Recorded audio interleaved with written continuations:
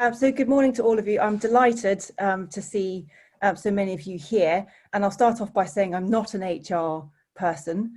So I'm going to admit to a little bit of nervousness at talking to a bunch of very, very experienced and knowledgeable people. So first rule of being a helicopter pilot is you have to tell everybody as soon as you can that you're a helicopter pilot. So the reason that I'm talking to you today is because I spent 20 years in the military as a helicopter pilot. And, you know, I experienced firsthand what it was like to lead and be a people manager in a very big organization that asks a lot of its people. You know, they ask us to go to war and, you know, leave our families at home. And also performance is really important because, you know, sometimes it's life and death. If you get things wrong in a helicopter, it can be pretty drastic. So I worked in that organization for 20 years. And that organization does expect loyalty and top performance. And I'll be honest, you know, towards the end, I didn't feel like it was doing as much as it could for its people. So rather than being one of the people that moaned about it, I decided to vote with my feet and I set up a company to help people to increase their well-being and performance through mindfulness, because I found it really, really helped me when I was doing my job as a helicopter pilot. So I'm here today to sort of distill in 45 minutes or so everything I've learnt over the last 20 years, including the facilitating of human factors training that I've done and also the mindfulness training that I've been doing more latterly. So first of all, why do we need to invest in well-being? So staff churn. You know, what does it mean for us? Well, first of all, you know, these are some of the general facts and figures. So more than 1 in 10 people are thinking of leaving their job due to stress, and that's just stress related. There will, of course, be other reasons why people think about leaving. And as people that work in human resources, I'm not going to insult your intelligence, but that's what the facts and figures are saying. And actually, I work with a company called Wellbeing, which does surveys and organizations, and in a recent organization, obviously I can't share who it is, but in a recent organization that they did a survey, that number looked like more like 75% of people were thinking about leaving their job. Now I'm sure for you as HR that's a real headache, and clearly as business owners that's going to be a real headache too. So you can sort of say that the average is 1 in 10, but it could be worse than that. And again, you know, around about 74% of people, this has come from another study, are unhappy in their work. And if they're unhappy in their work, eventually they might sort of vote with their feet. And what does that mean? Well, it costs the employer £8 billion a year. What does that mean for your organisation? Well, you can sort of do the maths and say it might be kind of £300 to £400 per employee. But ultimately, you know your organisation, you know how much it costs to source and acquire new talent. The figures that I've seen suggest that you can multiply that by 10 in terms of how much lost revenue that equates to for your company. So your company, you know, directors will want to take an interest in this because it's costing money. So that's how much it's costing. And, you know, not to insult your intelligence, I'm sure we know this, but it's something that you can go armed with to say, you know, this is why we need to take an interest in this.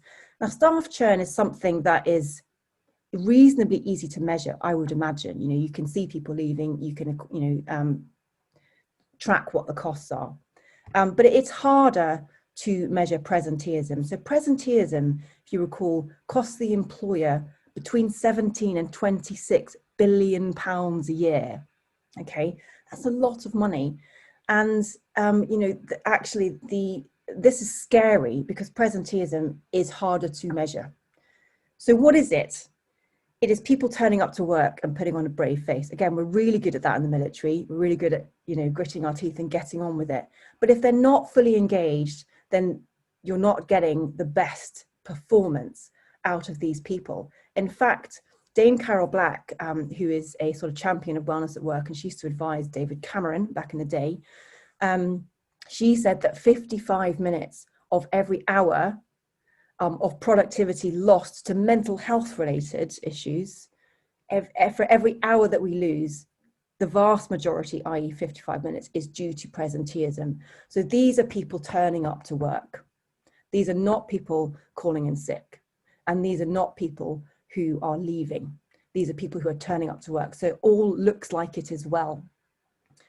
But it is costing your organization an awful lot of money. So, how do we measure this? Well, there's a few ways.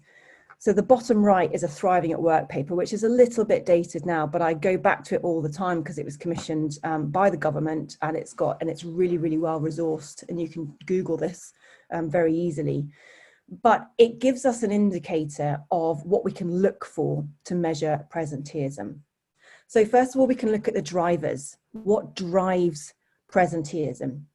And sometimes the drivers can also be the indicators. So for example, a culture of long working hours. Now, some of us aren't in an office anymore, so that's hard to measure. But studies show that on average in the UK, we're working 37 minutes longer each day when we're working from home, which I'll admit I didn't expect. I thought we'd be working less time, but I think people are finding it hard to close the laptops at the end of the day. So a culture of long working hours, or a culture where you're having to do more hours than you're paid for to get the job done. And things called leavism, where people are taking leave to catch up on their work, or they're checking their emails, during their downtime. Now, for some people that works. Some people like to be integrators and they like to sort of blend home life with work life. Some people want to put it in a box. So again, you're going to have to sort of know your people for this, but these are some of the drivers and indicators that will sort of evidence that you might have an issue with presenteeism. A culture where the task is more important than people's well-being, and I'll come on to that in more detail later, but people have got really finely tuned bullshit detectors, and they know when their well-being is less important than profit. And let's be honest, this is all about profit, right? This is what business owners want. And we need to get them to see that you will get more profit if you invest in your people. Also, job insecurity, that drives presenteeism, because again, that's where people will be afraid of not turning up to work. So they'll turn up to work anyway so that they can keep their job. So those sorts of drivers, if they're present in your workplace, then you may have an issue with presenteeism. And you can also look at the indicators. Are people working long hours? Are they doing sort of FaceTime? Staff churn is an indicator that people aren't happy and will contribute to presenteeism. High grievance levels, and I'm sure you can see that as HR managers, but also error rates. If error rates are going up, then that shows that you've got people that are less engaged. There are also, how do you measure that?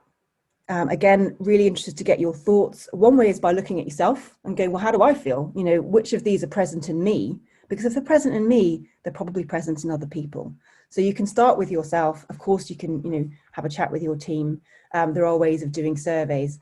And you, of course, can get independent people in. So like I say, I work with Teamwork, so they come in and actually do independent surveys, which are harder for bosses to kind of turn away because it's come from a kind of external auditor, if you like. And there's a kind of escalating sort of scale that you can go up there. So those are some of the things that you can do to gauge how serious presenteeism is in your organization. As I say, this is a big killer of productivity. So it's something we need to take really seriously. So we've got to the stage where we know, and as I say, I've only focused on two things here. We could talk about other things, but staff churn and presenteeism are probably the things that are, sort of stand out in terms of attacking loyalty, engagement, and performance. So you get to a point where you think, okay, all is not as perfect as it could be, even in this very well-being orientated culture that we now live in. So what needs to change? Well, again, the evidence very strongly suggests that it is not about the money. And what I mean by that is not about how much you pay people. So if you pay people a pay rise, that will not be enough for most people, in fact, 50%, to stay in a job that they either dislike or is depleting their well-being resources. They will eventually vote with their feet. And more scarily, they'll probably, voting with their feet will be preceded by a period of presenteeism. So you haven't just lost them by the staff churn stage, you've lost that productivity all the way up to there. And it's not the money that's going to make them stay or make them work harder.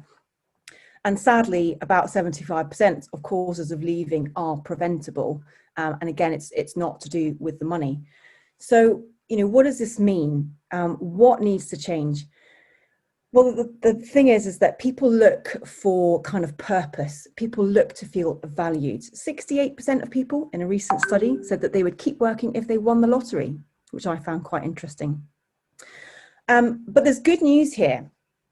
If you genuinely invest in your people, then people can tell. First of all, as I said, people have got highly tuned bullshit detectors. 89% believe they would notice if the initiative stemmed from a genuine concern. So you've got to close the say-do gap. There is no point saying you value something and then doing nothing about it. And that is one of the quickest ways to disengage people, which contributes to that presenteeism. So saying that you care about their well-being, but then you give them an impossible task to do, which means that they have to work into the weekend. Easy example. But once you start to close that say-do gap and actually do something about it, the return is amazingly positive. So again, Thriving at Work paper here, about 4 to 1, and that's a conservative estimate, is what you'll get back for everything you invest. So it's a change of mindset. It's not an expenditure, it's an investment, and you're going to get back 4 times the productivity just from investing in people's well-being, because people are less likely to leave and people are going to be more engaged in their work. What does it all come down to? Lots of things we can talk about here, but the number one thing for me, and the number one thing that comes out in the surveys with this company that I work with is value. People want to feel valued. And I learned that, not the hard way, but this really resonated with me. And again, it's kind of why I voted with my feet. 3 years ago, I deployed to Afghanistan, boss of a helicopter unit, very happy to serve. I had a 2-year-old boy, love of my life at home. That wasn't what made me want to leave the Air Force. What made me want to leave the Air Force was when they also deployed his father at the same time. And my son effectively became an orphan for 6 weeks over the Christmas period. And when I got home, the boss didn't even thank me. He didn't even recognize the sort of personal sacrifice that I'd made. So I didn't feel that my value was, was enough for the sacrifice that I was giving. And I'm sure all parents can resonate with that, and sort of being separated from loved ones right now can feel like a real wrench. And so we want to feel like we're kind of, what we're investing in this company is, what they're prepared to invest back. So people need to feel valued. And that is the number one thing that I think you can do to help people stay engaged and to increase their performance. And one of the easiest ways to help people feel valued is to invest in their well-being. Because when you invest in their well-being, you're saying you matter as a human being. And this is what we're going to do. It's also a smart thing to do, because when you invest in people's well-being, they have more resources, i.e. they feel better, and they also feel more loyal, so they work harder. So it's not only the right thing to do, but it's a smart thing to do. So how does well-being actually enhance performance? Well, as I've already said, people have kind of resource buckets. It's also sometimes referred to as a stress bucket. So some of you may have come across this. I prefer to call it a resource bucket because I prefer to be more positive in the way I talk about things. But we all have a resource bucket, and the fuller it is, the more we can deal with life.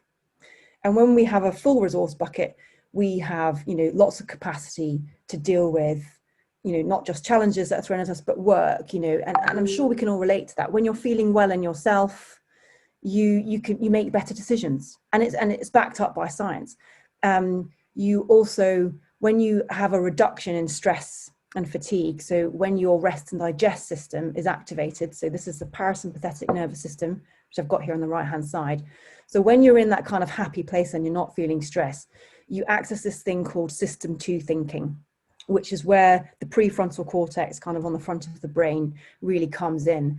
And when people are able to access system 2 thinking, they are able to be creative, they're able to problem solve, they're better able to retrieve memories, and they're also able to sort of think outside the box. Also, their emotion regulation goes up. So they're less likely to snap at people, and you can see the sort of correlating effect that has on a workforce. When you put people into system 1 thinking, i.e. they feel threatened, so they're stressed or they're tired, essentially the amygdala, the threat system, takes over. They make worse decisions because they see everything as a threat. And you can see why that would, decrease your performance in a company. So just by taking away the things that induce stress or fatigue, you can increase people's performance. And of course, when you start investing in people's well-being, they feel valued. So they're more motivated, they're more engaged. So not only are they able to give more, but they want to give more. And they don't want to leave because they don't necessarily know they're going to get the same treatment from another company. So all of these things are going to help increase people's well-being, which is going to increase their loyalty and performance. And on the right-hand side, here are some of the really simple ways that you can do that. So serotonin is one of the sort of feel-good hormones that we have in our body, which is released when our parasympathetic nervous system is activated, i.e. our rest and digest, i.e. a lack of stress or fatigue. Sunshine, exercise, and good diet. And they are prevalent across all three of these hormones that are released when we are in our rest and digest. So if you can increase people's access or facilitate people having access to these things, you can help them to increase their resource bucket. Oxytocin is known as the love drug, but that is the thing that helps to reduce the amount of cortisol in our body. And cortisol is the stress hormone that is released. So it will actively combat how much cortisol we have. And also, all the things I've just covered, but also meditation, music, and connectedness are all ways that you can increase people's ability to access oxytocin, which regulates their kind of emotions and regulates their threat system for them. Now, of course, connectedness right now is a little bit of a challenge. So, that's the challenge that we have as managers, to think, how can I help to increase people's sense of connectedness? And there's loads of stuff out there right now. Lots of, online stuff has replaced face-to-face. But also, I think it's being mindful of the fact that, there's only so far you can go, and just accepting that when you can't give people everything they want in terms of connectedness, you accept that there may be a degradation in their performance, and perhaps you have to sort of accept that, but perhaps bolster it in other ways.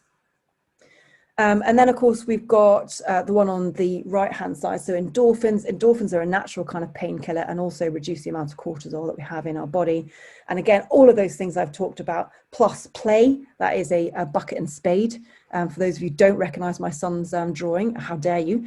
But, play, so important for increasing well-being. And how much of us are doing that right now? Because we've got so little ability to play, and really a lot of us are just working because that's all we have to do.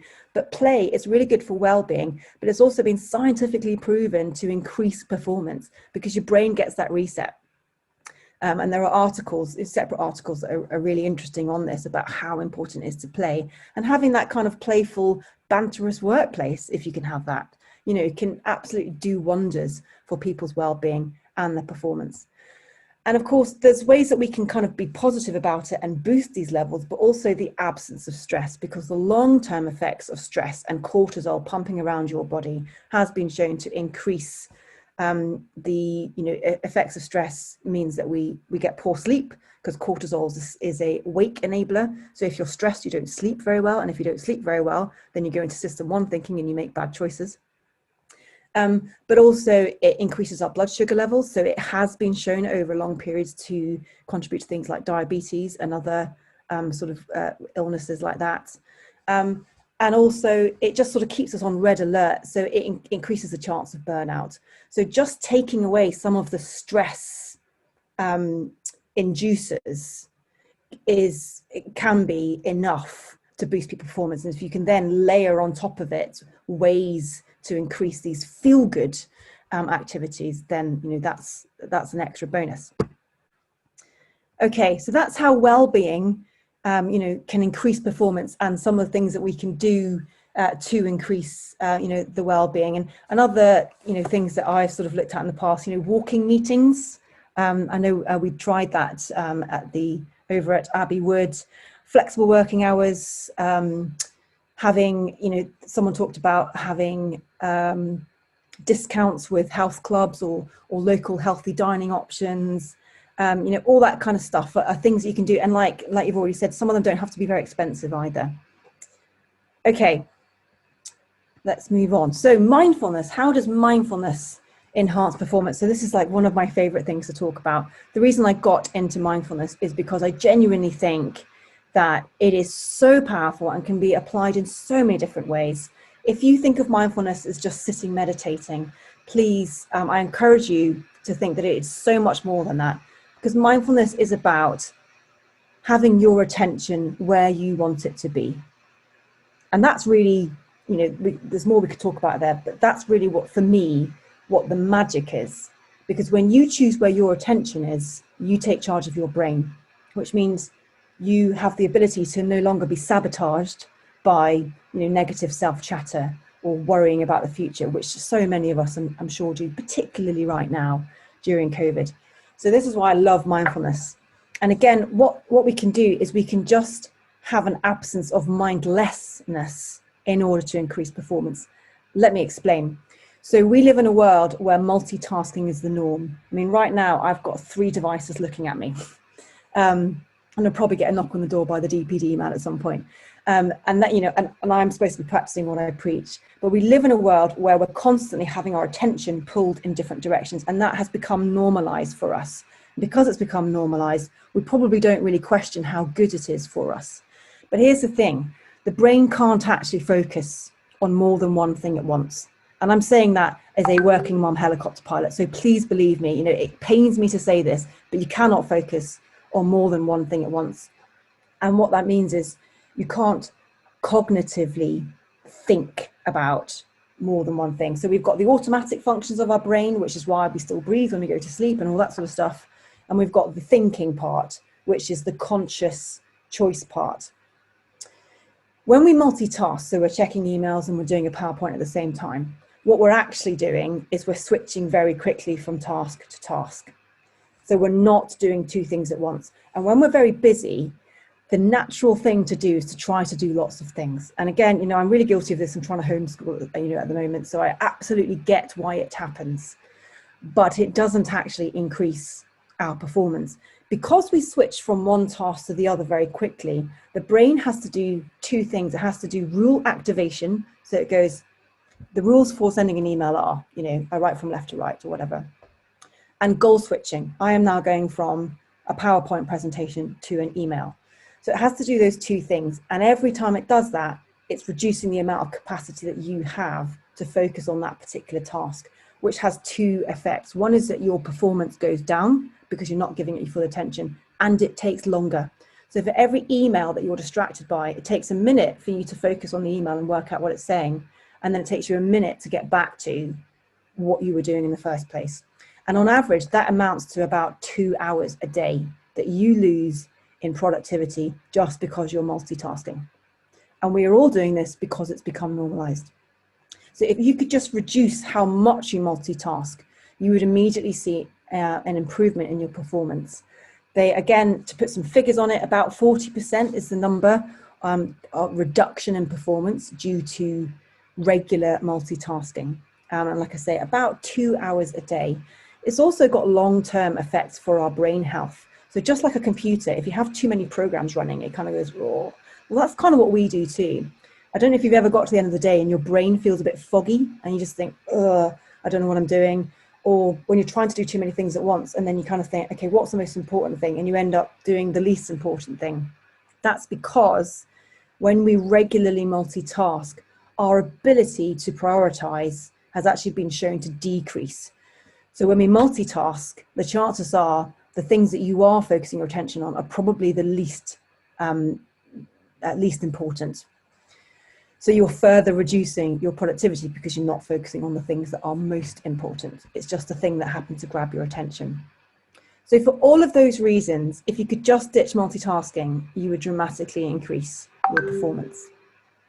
And there are a number of ways that we can do this. So you can think about how could you reduce the distractions for your employees, start with yourself. So my screen time went up dramatically when COVID started.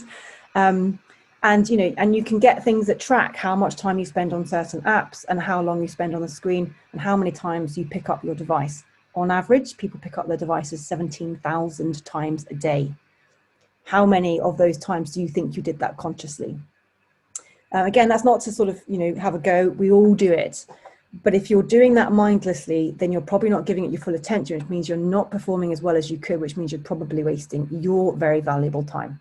So think about the ways that you could reduce the amount of distractions and do this thing, what I call unitasking, which is just another way of saying mindfulness, but focusing on one thing at once. So it could be that you section off a time to do emails and you put all of your devices out of reach, put your phone face down.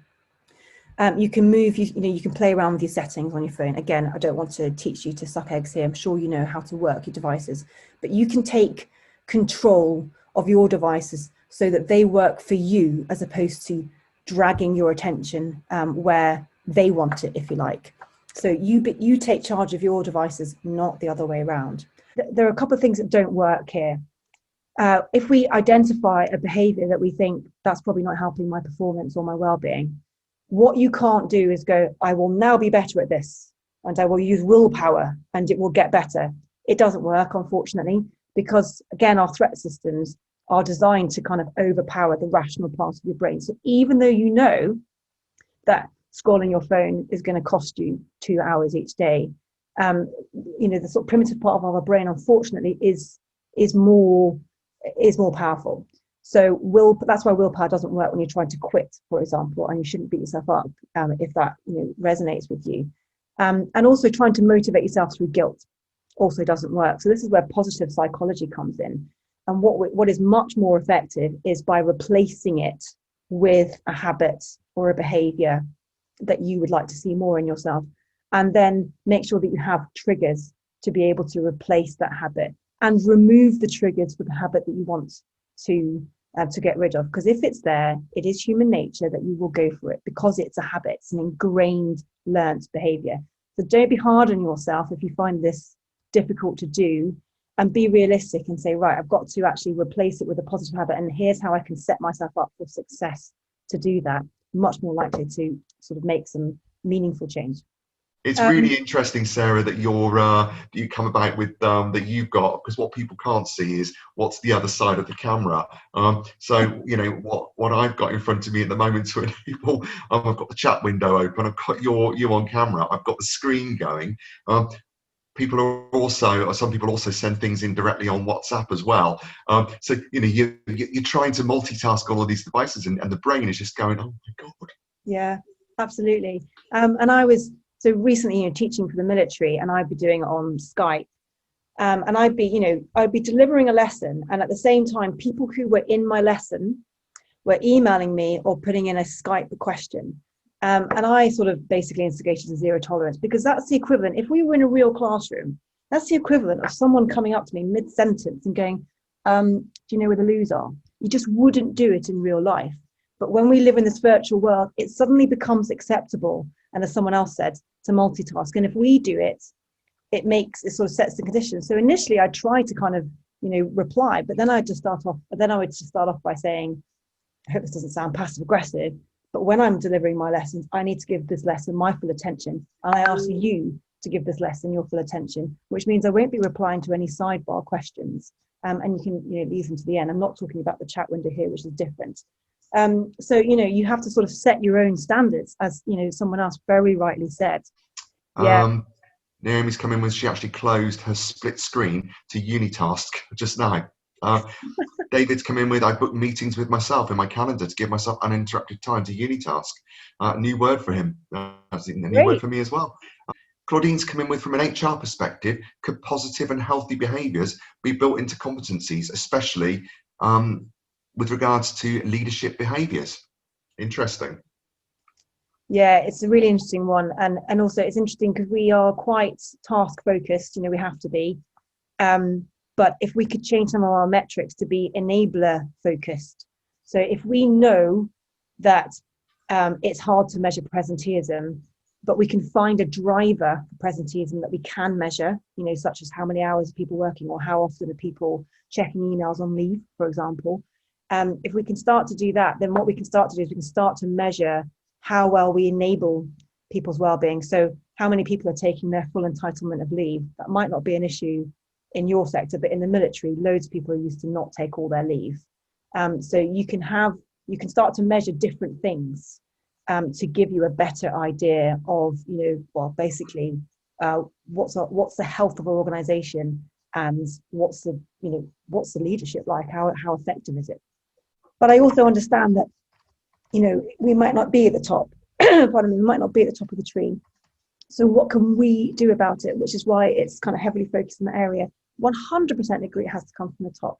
And that can be a real frustration if they're not doing what they say they're going to do.